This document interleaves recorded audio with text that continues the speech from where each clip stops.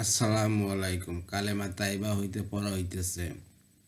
105। হযরত জৈনব রাদিয়াল্লাহু বর্ণনা করেন যে নবী করিম সাল্লামের বিবি হযরত উম্মে হাবিবা রাদিয়াল্লাহুর নিকট ওই সময় গেলাম যখন তার পিতা হযরত আবু সুফিয়ান ইবনে হারব রাদিয়াল্লাহু ইন্তেকাল হইয়াছিল। হযরত উম্মে হাবিবা রাদিয়াল্লাহু সুগন্ধি আনাইলেন, যাতে খালুক অথবা অন্য কোনো বস্তুর মিশ্রণ থাকার কারণে হলুদ বর্ণ ছিল। উহা হইতে কিছু খুশবু বাদীকে লাগাইলেন ও পরে নিজের চেহারায় মাখিয়া লইলেন। অতঃপর বলিলেন, আল্লাহর কসম, আমার সুগন্ধি ব্যবহার করার কোনো প্রয়োজন ছিল না। কিন্তু কথা এই যে, আমি রাসূলুল্লাহ সাল্লাল্লাহু আলাইহি ওয়াসাল্লাম হইতে শুনিয়াছি যে যে মহিলা আল্লাহ তাআলা ও কিয়ামতের দিনের উপর ঈমান রাখে, তাহার জন্য জায়েজ নয় যে সে স্বামী ব্যতীত অন্য কারোর জন্য 3 দিনের বেশি শোক পালন করে, কেননা স্বামীর জন্য শোক পালনের সময় 4 মাস 10 দিন। বুখারী। ফায়দা: খালুক এক প্রকার মিশ্র সুগন্ধিকে বলা হয়, যাহার অন্যান্য অংশের মধ্যে জাফরের অংশ বেশি থাকে। 106। হযরত আনাস ইবনে মালিক রাদিয়াল্লাহু হইতে বর্ণিত আছে যে, এক ব্যক্তি নবী করিম সাল্লাল্লাহু আলাইহি ওয়াসাল্লামকে জিজ্ঞাসা করিল, ইয়া রাসূলুল্লাহ, কিয়ামত কবে আসিবে? রাসূলুল্লাহ সাল্লাল্লাহু আলাইহি ওয়াসাল্লাম ইরশাদ করিলেন, কিয়ামতের জন্য তুমি কি তৈয়ার করিয়া রাখিয়াছ? লোকটি আরজ করিল, আমি কিয়ামতের জন্য অধিক নফল নামাজ, নফল রোজা, অধিক সদকা খয়রাত তৈরি করি নাই। তবে একটি বিষয় এই যে, আমি আল্লাহ ও তাঁর রাসূলকে ভালোবাসি। রাসূলুল্লাহ সাল্লাল্লাহু আলাইহি ওয়াসাল্লাম ইরশাদ করিলেন, তবে কিয়ামতের দিন তোমার তারই সঙ্গে থাকিবে, যাহাকে তুমি দুনিয়াতে ভালোবাসিয়াছ। বুখারী। 107। হযরত আয়েশা রাদিয়াল্লাহু আনহা বলেন, একজন সাহাবী রাসূলুল্লাহ সাল্লাল্লাহু আলাইহি ওয়াসাল্লামের খেদমতে হাজির হইলেন এবং আরজ করলেন, ইয়া রাসূলুল্লাহ, আপনি আমার নিকট আমার প্রাণের চেয়েও বেশি প্রিয়, আমার স্ত্রীর ও মালের চেয়েও বেশি প্রিয়, আমার সন্তানের চেয়েও বেশি প্রিয়। আমি আমার ঘরে থাকা অবস্থায় যখন আপনার কথা মনে পড়িয়া যায়, তখন আমি ধৈর্য ধারণ করিতে পারি না, যতক্ষণ পর্যন্ত হাজির হইয়া আপনাকে দেখিয়া না লই। আমি জানি যে এই দুনিয়া হইতে আমাকে এবং আপনাকে যাইতে হইবে। অতঃপর আপনি তো জান্নাতে নবীগণের মর্যাদায় পৌঁছিয়া যাবেন। আর আমার ব্যাপারে প্রথমত ইহাও জানা নাই যে আমি জান্নাতে পৌঁছাতে পারিব কি না। যদি আমি জান্নাতে পৌঁছিয়াও যাই, তবুও যেহেতু আমার মর্যাদা আপনার চেয়ে অনেক নিচে হইবে, সেহেতু আমার আশঙ্কা হয় যে আমি সেখানে আপনাকে দেখিতে পারিব না। তখন আমি কিভাবে সবর করিব? রাসূলুল্লাহ সাল্লাল্লাহু আলাইহি ওয়াসাল্লাম তাহার কথা শুনিয়া কোনো জবাব দিলেন না। অবশেষে এই আয়াত নাজিল হইল, অর্থ: আর যে ব্যক্তি আল্লাহ ও রাসূলের কথা মানিয়া লইবে, তখন এইরূপ ব্যক্তিও তাদের সহিত থাকিবে, যাদেরকে আল্লাহ তাআলা পুরস্কৃত করিয়াছেন, অর্থাৎ নবী, সিদ্দিক, শহীদ, নেক লোকগণ। তাফসীর ইবনে কাসির।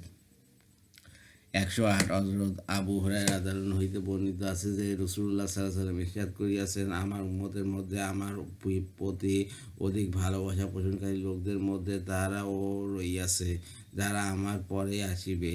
তারা এই আকাঙ্ক্ষা করিবে যে, হায়, আর যদি তাদের আপন ঘরবাড়ি, ধন সম্পদ সব কিছু কোরবান করিয়া কোনো প্রকারে আমাকে দেখিতে পাইত। মুসলিম। 109। হযরত আবু হুরায়রা রাদিয়াল্লাহু হইতে বর্ণিত আছে যে, রাসূলুল্লাহ সাল্লাল্লাহু আলাইহি ওয়াসাল্লাম ইরশাদ করিয়াছেন, আমাকে 6টি কারণে অন্যান্য নবীদের উপর মর্যাদা দান করা হইয়াছে। 1. আমাকে ব্যাপক অর্থবোধক সংক্ষিপ্ত বাক্য দান করা হইয়াছে। 2. আমাকে ভীতি দ্বারা সাহায্য করা হইয়াছে।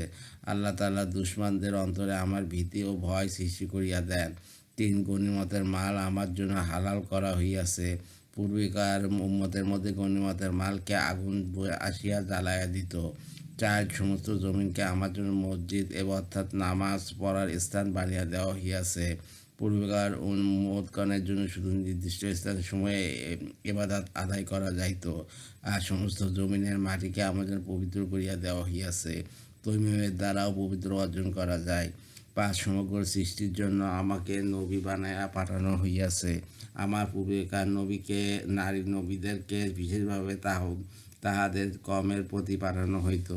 6. নবুয়ত ও রিসালাতের ধারাবাহিকতা আমার উপর শেষ করা হইয়াছে, অর্থাৎ এখন তার পর কোনো নবী ও রাসূল আসিবে না।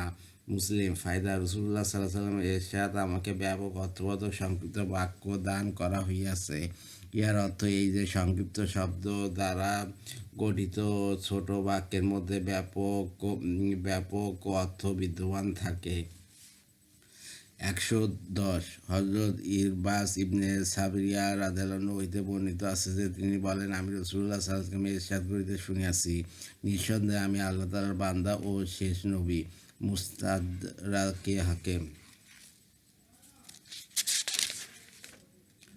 111 হযরত আবু হুরায়রা রাদিয়াল্লাহু আনহু রাসূলুল্লাহ সাল্লাল্লাহু আলাইহি ওয়াসাল্লামের ইরশাদ নকল করেন যে, আমার এবং আমার পূর্ববর্তী নবীগণের দৃষ্টান্ত এমন, যেমন এক ব্যক্তি ঘর বানাইয়াছে এবং উহার মধ্যে সকল প্রকার কারুকার্য ও সৌন্দর্য সৃষ্টি করিয়াছে, কিন্তু ঘরের কোনো এক কোণে একটা ইটের জায়গা খালি রাখিয়া দিয়াছে।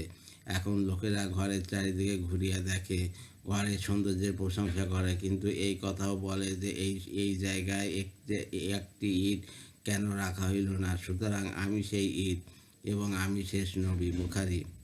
112 হযরত ইবনে আব্বাস রাদিয়াল্লাহু আনহু বলেন, আমি একদিন বাহনের উপর নবী করিম সাল্লাল্লাহু আলাইহি ওয়াসাল্লামের পিছনে বসা ছিলাম। তিনি ইরশাদ করিলেন, হে বালক, আমি তোমাকে কয়েকটি গুরুত্বপূর্ণ কথা শিক্ষা দেব। আল্লাহ তাআলার হুকুমসমূহের হেফাজত করো, আল্লাহ তাআলা তোমার হেফাজত করিবেন।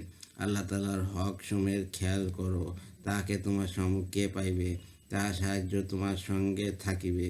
যখন চাইবে তখন আল্লাহ তাআলার নিকট চাইবে, যখন সাহায্য চাইবে তখন আল্লাহ তাআলার নিকট চাইবে। আর উহা জানিয়া রাখো যে সমস্ত উম্মত যদি একত্রিত হইয়া তোমার কোনো উপকার করিতে চায়, তবে তাহারা তোমার ততটুকু উপকার করিতে পারিবে যতটুকু আল্লাহ তাআলা তোমার জন্য তাকদীরে লিখিয়া দিয়াছেন। আর যদি সকলে মিলিয়া তোমার ক্ষতি করিতে চায়, তবে ততটুকু ক্ষতি করিতে পারিবে যতটুকু আল্লাহ তাআলা তোমার তাকদীরে লিখিয়া দিয়াছে। তাকদীরের কলম দ্বারা সব কিছু লিখিয়া উহাকে উঠিয়া লওয়া হইয়াছে এবং তাকদীরের কাগজের কালি শুকাইয়া গিয়াছে। অর্থাৎ তাকদীরের ফয়সালাসমূহের মধ্যে বিন্দু পরিমাণও পরিবর্তন সম্ভব নয়। তিরমিজি। 113 হযরত আবু দারদা রাদিয়াল্লাহু আনহু হইতে বর্ণিত আছে যে, নবী করিম সাল্লাল্লাহু আলাইহি ওয়াসাল্লাম ইরশাদ করিয়াছেন, প্রত্যেক বস্তুর একটি হাকিকত আছে। কোনো বান্দা যতক্ষণ ঈমানের হাকিকত পর্যন্ত পৌঁছাতে পারিবে না, যতক্ষণ পর্যন্ত তার অন্তরে এইরূপ দৃঢ় বিশ্বাস না হইবে যে যে সকল অবস্থা তাহার উপর আসিয়াছে তাহা আসিতই, আর যে সকল অবস্থা তাহার উপর আসে নাই উহা আসিতেই পারিত না। মুসনাদে আহমদ, তাবরানী, মাজমাউস জাওয়ায়েদ। ফায়দা: মানুষ যে সকল অবস্থার সম্মুখীন হয় সে সম্পর্কে তাহার দৃঢ় বিশ্বাস থাকা উচিত যে যাহা কিছু ঘটিয়াছে উহা আল্লাহ তাআলার পক্ষ হইতে ফয়সালাকৃত ছিল, আর যা জানা নাই যে উহার মধ্যে আমার জন্য কি কল্যাণ নিহিত রহিয়াছে। তাকদীরের প্রতি দৃঢ় বিশ্বাস মানুষের ঈমানের হেফাজত ও অমূলক ধারণা হইতে মুক্তি লাভের উপায়। 114 হযরত আব্দুল্লাহ ইবনে আমর ইবনে আস রাদিয়াল্লাহু আনহু বলেন যে, আমি রাসূলুল্লাহ সাল্লাল্লাহু আলাইহি ওয়াসাল্লামকে ইরশাদ করিতে শুনিয়াছি যে আল্লাহ তাআলা জমিন ও আসমানকে সৃষ্টি করার 50,000 বছর পূর্বে সমস্ত সৃষ্টির তাকদীরসমূহ লিখিয়া দিয়াছেন। তখন আল্লাহ তাআলা আরশ পানির উপর ছিল। মুসলিম। 115 হযরত আবু দারদা রাদিয়াল্লাহু আনহু হইতে বর্ণিত আছে, রাসূলুল্লাহ সাল্লাল্লাহু আলাইহি ওয়াসাল্লাম ইরশাদ করিয়াছেন, আল্লাহ তাআলা প্রত্যেক বান্দার 5টি বিষয় লিখিয়া অবসর হইয়া গিয়াছেন: তাহার মৃত্যুর সময়, তাহার ভালো মন্দ আমল এবং তাহার দাফন হওয়ার স্থান, তাহার বয়স ও তাহার রিজিক। মুসনাদে আহমদ। 116 নবী করিম সাল্লাল্লাহু আলাইহি ওয়াসাল্লাম ইরশাদ করিয়াছেন, কোনো ব্যক্তি ততক্ষণ পর্যন্ত মুমিন হইতে পারে না যতক্ষণ পর্যন্ত যাবতীয় ভালো মন্দ তাকদীরের উপর এই ঈমান না রাখিবে যে উহা আল্লাহ তাআলার পক্ষ হইতে হইয়াছে। মুসনাদে আহমদ। 117 হযরত আলী রাদিয়াল্লাহু আনহু হইতে বর্ণিত আছে যে, নবী করিম সাল্লাল্লাহু আলাইহি ওয়াসাল্লাম ইরশাদ করিয়াছেন, কোনো বান্দা মুমিন হইতে পারে না যতক্ষণ পর্যন্ত 4টি বিষয়ের প্রতি ঈমান না আনিবে। এই কথার সাক্ষ্য দিবে যে আল্লাহ তাআলা ব্যতীত কোনো সত্তা ইবাদত ও বন্দেগীর উপযুক্ত নাই, আর আমি মুহাম্মদ সাল্লাল্লাহু আলাইহি ওয়াসাল্লাম আল্লাহ তাআলার রাসূল, তিনি আমাকে হক দিয়া পাঠাইয়াছেন। 2 মৃত্যুর উপর ঈমান আনিবে। 3 মৃত্যুর পর পুনরায় জীবিত হওয়ার উপর ঈমান আনিবে।